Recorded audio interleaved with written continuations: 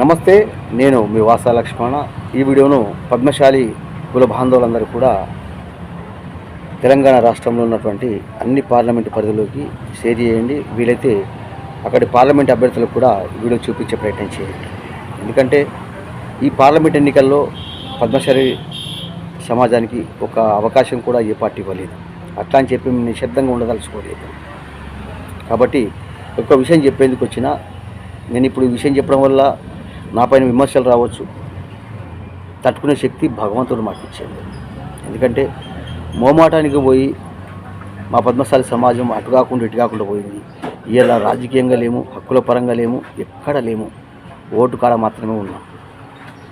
కాబట్టి ఆ ఓటు చైతన్యాన్ని చూపించాలనుకుంటున్నాను. ఈ వీడియోను మిత్రులారా, పద్మశాలి కుల బాంధవులారా ప్రతి ఒక్కరు ఖచ్చితంగా వినండి.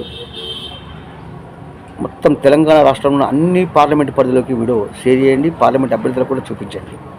ఎందుకంటే ఓ 2 చోట్ల నుంచి ఇలా ఫిర్యాదులు వచ్చినాయి. నేను ఇప్పటికీ ఒక నాయకుడితో మాట్లాడిన విషయం ఏంటంటే,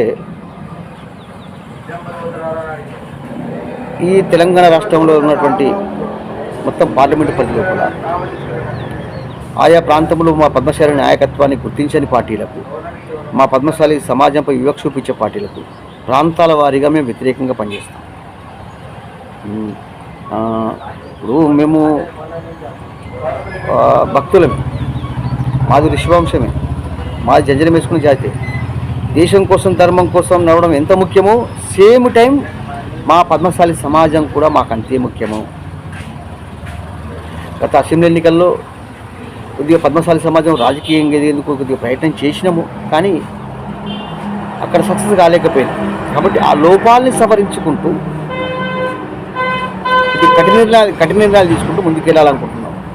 ఇప్పుడు తెగింపు నిర్ణయాలు తీసుకుంటూ ముందుకెళ్తే వచ్చే అసెంబ్లీ ఎన్నికల నాటికి తెలంగాణ రాష్ట్రంలో మేము రాజకీయంగా అగ్రభాగాన్ని ఉండాలనుకుంటున్నాం, హక్కులు సాధించుకోవాలనుకుంటున్నాం.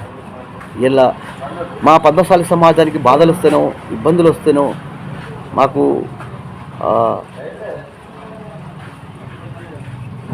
అసెంబ్లీలో లేరు, పార్లమెంట్లో లేరు మా గురించి మాట్లాడేది. మేము ఎంత తిరిగినా సరే మా గొంతు బయటకు వెళ్ళిపోతుంది, బయటనే ఉంటుంది. కాబట్టి మా గొంతు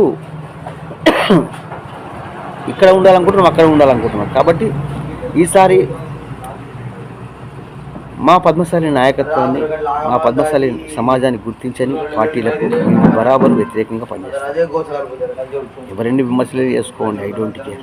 ఎందుకంటే బుద్ధిమంతుల సమాజం అయ్యో వీళ్ళేమో అనుకుంటారో వాళ్ళేమో అనుకుంటారో అని ఎటు కాకుండా పోతున్నాం. మేము చాలా బాధ కలుగుతుంది. కాబట్టి నేను ఖచ్చితంగా చెప్తున్నానండి, మేము ఈ పార్లమెంటు పరిధి లోపల పద్మశాలి నాయకత్వాన్ని గుర్తించని పార్టీ కావచ్చు, ఆ నాయకుడు కావచ్చు, పద్మశాలి సమాజం వివక్ష చూపించిన పార్టీ కావచ్చు, ఆ నాయకుడు కావచ్చు, ఇమీడియట్లీ మాకు తెలియజేయండి. ఉన్న చోటు నుంచెల్లే మేము ఇమీడియట్లీ వాసిస్తాం. ఆ ప్రాంతంలో ఆ నాయకుడికి మన పద్మశాలి ఎవరు ఓటు అయితే చెప్పేస్తాం, లేదంటే అదే ప్రాంతానికి వచ్చి ప్రశ్నలు పెడతాం. భయపడేది లేదు.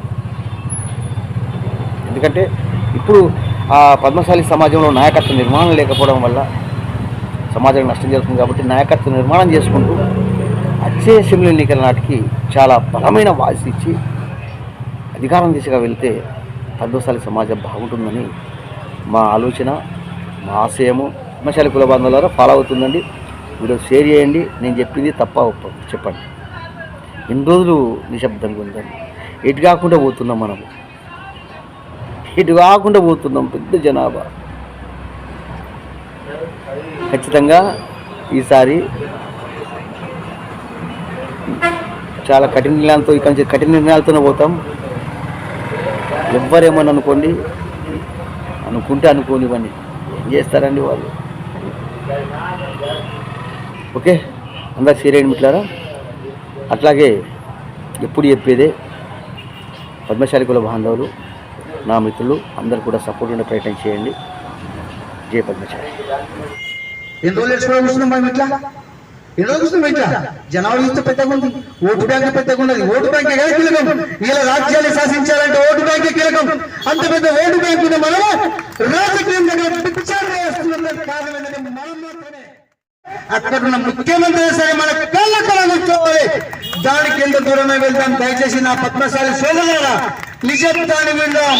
ఇప్పుడు మనకు కావాల్సింది చనిపోయిన తర్వాత నివాళులు కాదు, ఆకలి సాగు లేని పద్మశాలి సమాజం గురించి మనం కలిసికట్టుగా వెళ్దాం.